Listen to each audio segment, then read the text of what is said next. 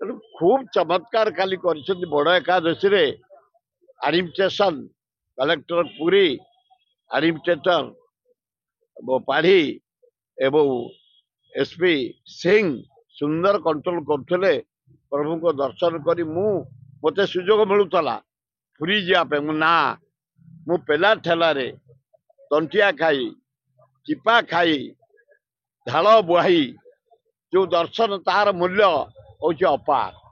ମୁଁ ଏ ଭିଆଇପି ହେଇକି କେବେ ଯାଇକି ଦର୍ଶନ କରିବା ମୁଁ ପସନ୍ଦ କରେନି। ଆମେ ତ ପରେ 60 ଭାଗ ଭୋଟ ପାଉଛୁ ସବୁବେଳେ, ସେ ଯୋଉ ସରକାର ଆସୁ। ସୁର ଭାଇ ଯେତେ ଥର ନମିନେସନ ଜଟଣୀ 60,000 ଭୋଟ ମିନିମମ୍ 6 ଥର ଜିତିଛି, ହାରିଛି 1000-1200। ସବୁ ଲୋକ ପଇସା ନେବେ ତାହା ନୁହେଁ। ଆମେ ଏପଟେ ଲୋକ ପଇସା ଛୁଇଁବେନି, ମଦ ଛୁଇଁବେନି, ଖାଦ୍ୟ ଛୁଇଁବେନି, ଧମକ ଛୁଇଁବେନି। ଏ ଲୋକ ଭାରି ଯାହା କୁହାଯାଏ ଷ୍ଟ୍ରଙ୍ଗ ଖୋର୍ଦ୍ଧା ମାଟିର ଲୋକ, ଭୁବନେଶ୍ୱର ଜଟଣୀ ଲୋକ। ମୁଁ ସେ କଥା କହିପାରିବିନି। ଅମର ଶତପଥୀ ଶ୍ରୀମୟୀ ମିଶେ ମୁଁ କହିପାରିବିନି, ସେ ତାଙ୍କ ମତ ଦେବେ। କିନ୍ତୁ ଅମର ଶତପଥୀ ଉପରେ ମୋର ଯୋଉ ଭରସା, ସେ ଟ୍ୟାଲେଣ୍ଟ ମନ୍ତ୍ରୀ ଥିଲେ, ବିଧାୟକ ଥିଲେ, ଦକ୍ଷ ବିଧାୟକ ଥିଲେ, ଗୋଟେ କ୍ୟାଡର। ସେ ଦଳ ପରିବର୍ତ୍ତନ କରି ମୁଁ ଆଶା କରିପାରେ। କିନ୍ତୁ ଆପଣମାନଙ୍କ ଜରିଆରେ ଧନ୍ୟବାଦ ଦେବି Jagannath temple administration, collector Puri ଏବଂ ଏସପି ପୁରୀ କି ଡବଲ ଧନ୍ୟବାଦ ଦେବି। ଏସପି ପୁରୀ କାଲି ମିନିମମ୍ 3-4 ଲକ୍ଷ ଲୋକ ହେଇଥିଲେ ଏ ଯୋଉ ପଞ୍ଚୁକରେ ବଡ଼ ଏକାଦଶୀ ପାଇଁ। ସମୁଦ୍ର, ମୁଁ ସବୁ ବର୍ଷ ରଥକୁ ଯାଏ, ଅନ୍ୟାନ୍ୟ ଦିନରେ ଯାଏ ଜଗନ୍ନାଥ ଦର୍ଶନ କରିବା ପାଇଁ। ଅପର୍ଯ୍ୟାପ୍ତ ଲୋକ କାଲି। ତା ଭିତରେ ମୋତେ ମୋ ସାଥିରେ ଯୋଉ ଭାଇମାନେ ଯାଇଥିଲେ ଏଇଠି ଅଛନ୍ତି, ସୁଯୋଗ ମିଳିଲା। ସବୁବେଳେ ସେବାୟତ ମାନେ ସେ ସୁଯୋଗ ମୋତେ ଦିଅନ୍ତି। ବାଟ ଅଛି ତାର, ପ୍ରଭୁଙ୍କ ପାଖେ ପହଞ୍ଚେଇବେ, ଏ ଗହଳି ଫହଳି କିଛି ଆବଶ୍ୟକ ନାହିଁ।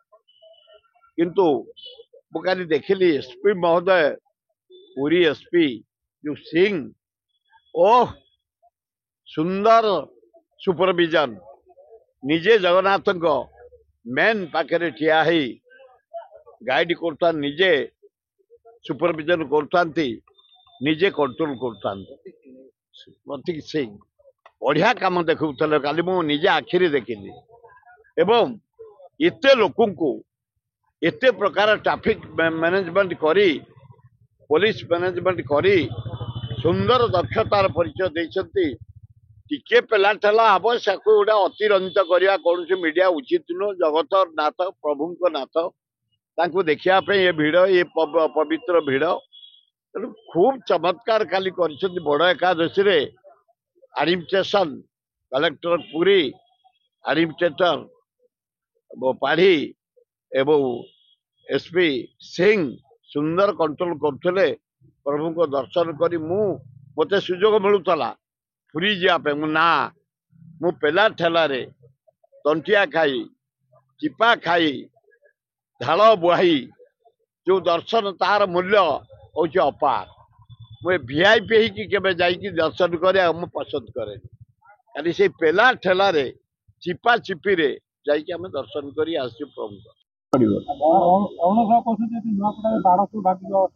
କେଜାଣି ସେ ଯଦି ବାଡ଼ ତାର ତାରିଦେବେ ଅରୁଣ ସାହୁ, ତାଙ୍କ ଶକ୍ତି ବଳରେ ମୁଁ କହିପାରିବିନି। କିନ୍ତୁ ସେ ନୂଆପଡ଼ା ବାଡ଼ ଭାରି ଟାଣ, ତାକୁ ଦୋହଲେଇ ପାରିବେନି। ଆଦିବାସୀ ବାଡ଼, ସେ କେହି ଓପାଡ଼ି ପାରିବେନି। ଏପଟ ଏରିଆ ପୋଷ୍ଟଲ ନୁହଁ, ମଦ ଦେଇଦେଲେ ଭୋଟ ଦେଇଦେବେ, ମାଂସ ଦେଇଦେଲେ ଭୋଟ ଦେଇଦେବେ, ପଇସା ଦେଇଦେଲେ ଭୋଟ ଦେଇଦେବେ, ବସ୍ତ୍ର ଦେଇଦେଲେ ଭୋଟ ଦେଇଦେବେ, ଖାଦ୍ୟ ବୋଇ ଦେଲେ ସବୁ ଦେବେ। ରାହ ନୁହେଁ, ସବୁ ଦେଲେ ଆମେ ଜିତନ୍ତୁ କେମିତି? ଆମେ ତ ପରେ 60 ଭାଗ ଭୋଟ ପାଉଛୁ ସବୁବେଳେ, ସେ ଯୋଉ ସରକାର ଆସୁ। ସୁର ଭାଇ ଯେତେ ଥର ନମିନେସନ ଜଟଣୀ 60,000 ଭୋଟ ମିନିମମ୍ 6 ଥର ଜିତିଛି, ହାରିଛି 1000-1200। ସବୁ ଲୋକ ପଇସା ନେବେ ତାହା ନୁହେଁ। ଆମେ ଏପଟେ ଲୋକ ପଇସା ଛୁଇଁବେନି, ମଦ ଛୁଇଁବେନି, ଖାଦ୍ୟ ଛୁଇଁବେନି, ଧମକ ଛୁଇଁବେନି। ଏ ଲୋକ ଭାରି ଯାହା କୁହାଯାଏ ଷ୍ଟ୍ରଙ୍ଗ ଖୋର୍ଦ୍ଧା ମାଟିର ଲୋକ, ଭୁବନେଶ୍ୱର ଜଟଣୀ ଲୋକ।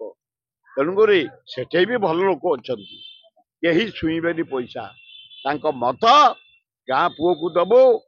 ଏଠି ଯାହା କରିଛି କଂଗ୍ରେସ, ରାହୁଲ ଇନ୍ଦିରା ଗାନ୍ଧୀ ରାଜୀବ ଗାନ୍ଧୀ ଯାହା କରିଛି ଭକ୍ତ ଦାସ, ତେଣୁ ଆମେ ଆମର ଘାସିରାମ ମାଝିକି ଜିତେଇବୁ। ବେକ, ପିଠି, ଅଣ୍ଟା, ଆଣ୍ଠୁ ଆଦି ସମସ୍ତ ଦରଜର ଏକମାତ୍ର ତୈଳ Shri Sanjeevani pain relief oil. Shri Sanjeevani ଲଗେଇଲେ ଜମା बिंदीवनी।